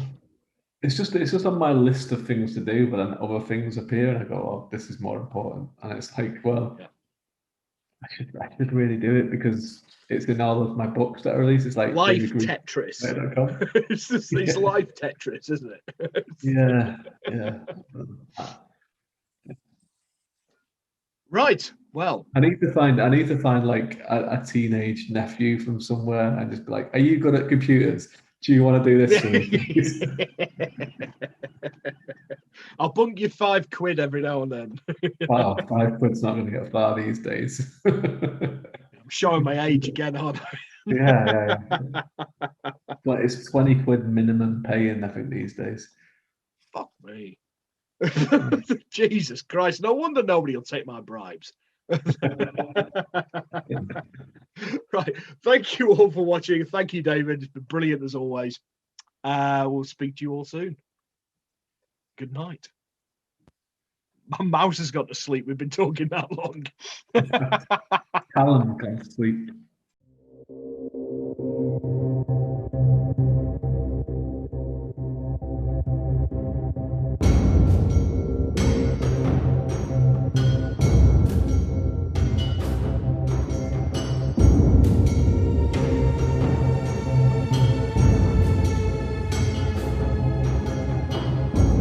Alfifititimus, you know. Like, Yeah, definitely. Yeah. I'm holding an invisible wine glass.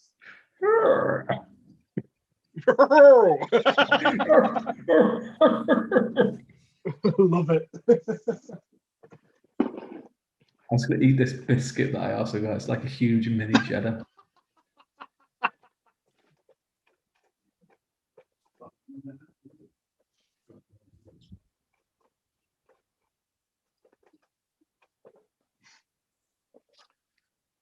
Oh, I can't believe I fit all that in one go.